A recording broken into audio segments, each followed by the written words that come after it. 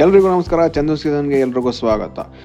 ಈ ಚಳಿಗಾಲಕ್ಕೆ ಮನೇಲಿ ಎಲ್ಲರೂ ಇಷ್ಟಪಡೋ ಹಾಗೆ ಬಿಸಿ ಬಿಸಿಯಾಗಿ ಹೆಲ್ತಿಯಾಗಿ ತರಕಾರಿ ಎಲ್ಲನೂ ಹಾಕಿ ಒಂದು ರಾಗಿ ಸೂಪ್ನ ಮಾಡೋದು ಹೇಗೆ ಅಂತ ನೋಡೋಣ ಬನ್ನಿ. ಈ ರಾಗಿ ಸೂಪ್ನ ಮಾಡೋಕ್ಕೆ ಬೇಕಾಗಿರೋ ಇಂಗ್ರೀಡಿಯೆಂಟ್ಸ್: ಶುಂಠಿ ಬೆಳ್ಳುಳ್ಳಿ ಸಣ್ಣದಾಗಿ ಕಟ್ ಮಾಡ್ಕೊಂಡಿರೋದು, ಹಸಿಮೆಣಸಿನ್ಕಾಯಿ, ಈರುಳ್ಳಿ, ಕೊತ್ತಂಬರಿ ಸೊಪ್ಪು, ಸ್ವೀಟ್ ಕಾರ್ನ್, ಕ್ಯಾರೆಟ್, ಬೀನ್ಸ್, ನಿಂಬೆಹಣ್ಣು, ರಾಗಿ ಹಿಟ್ಟು.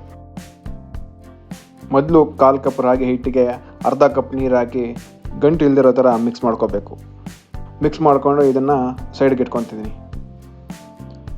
ಆಮೇಲೆ ಒಂದು ಬಾಣಲೆಗೆ 1 ಸ್ಪೂನ್ ಆಯಿಲ್ ಹಾಕ್ಕೊಂಡು ಬಿಸಿ ಮಾಡಿಕೊಂಡು ಅದಕ್ಕೆ ಕಟ್ ಮಾಡಿರೋ ಶುಂಠಿ ಬೆಳ್ಳುಳ್ಳಿ ಹಾಕ್ಕೊಂಡು 30 ಸೆಕೆಂಡ್ ಫ್ರೈ ಮಾಡ್ಕೊತಾ ಇದ್ದೀನಿ. ಅದು ಫ್ರೈ ಆದಮೇಲೆ ಅದಕ್ಕೆ ಮೆಣಸಿನ್ಕಾಯಿ ಹಾಕ್ಕೊಂಡು ಫ್ರೈ ಮಾಡ್ಕೊತಾ ಇದ್ದೀನಿ. ನೆಕ್ಸ್ಟು ಇದಕ್ಕೆ ಈರುಳ್ಳಿ ಹಾಕಿ ಈರುಳ್ಳಿದು ಸ್ಮೆಲ್ ಹೋಗೋ ಥರ ಫ್ರೈ ಮಾಡಬೇಕು. ಈರುಳ್ಳಿದು ಸ್ಮೆಲ್ಲೆಲ್ಲ ಹೋದ್ಮೇಲೆ ಇದಕ್ಕೆ ಕಟ್ ಮಾಡಿರೋವಂಥ ಕ್ಯಾರೆಟ್, ಬೀನ್ಸ್, ಸ್ವೀಟ್ ಕಾರ್ನ್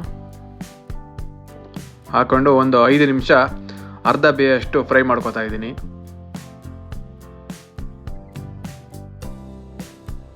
ಇದು ಫ್ರೈ ಆದಮೇಲೆ ಇದಕ್ಕೆ ಸ್ವಲ್ಪ ರುಚಿಗೆ ತಕ್ಕಷ್ಟು ಉಪ್ಪು, ಪೆಪ್ಪರ್ ಪೌಡರ್ ಇದನ್ನೆಲ್ಲ ಹಾಕ್ಕೊಂಡು ಇನ್ನೊಂದು 2 ಮಿನಿಟ್ಸ್ ಫ್ರೈ ಮಾಡ್ಕೊತಾ ಇದ್ದೀನಿ.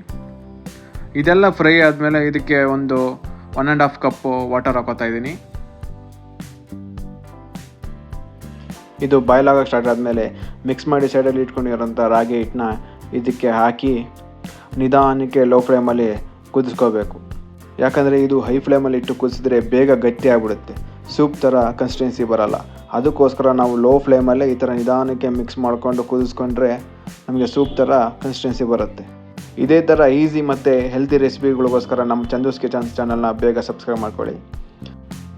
ಈಗ ನಮ್ಮ ರಾಗಿ ಸೂಪ್ ರೆಡಿ ಆಗಿದೆ. ಇದನ್ನು ಒಂದು ಬೌಲಿಗೆ ಶಿಫ್ಟ್ ಮಾಡಿಕೊಂಡು ಇದಕ್ಕೆ ಲೈಮ್ ಜ್ಯೂಸ್ ಹಾಕ್ತಾಯಿದ್ದೀನಿ. ಆಮೇಲೆ ಕಟ್ ಮಾಡಿರೋ ಕೊತ್ತಂಬರಿ ಸೊಪ್ಪು ಹಾಕ್ಕೊಂಡು ಮಿಕ್ಸ್ ಮಾಡಿದರೆ ರಾಗಿ ಸೂಪ್ ರೆಡಿ. ಈ ವಿಡಿಯೋ ನಿಮ್ಗೆ ಇಷ್ಟ ಆಗಿರೋ ಲೈಕ್ ಮಾಡಿ, ಶೇರ್ ಮಾಡಿ, ಸಬ್ಸ್ಕ್ರೈಬ್ ಮಾಡಿ. Thank you for watching.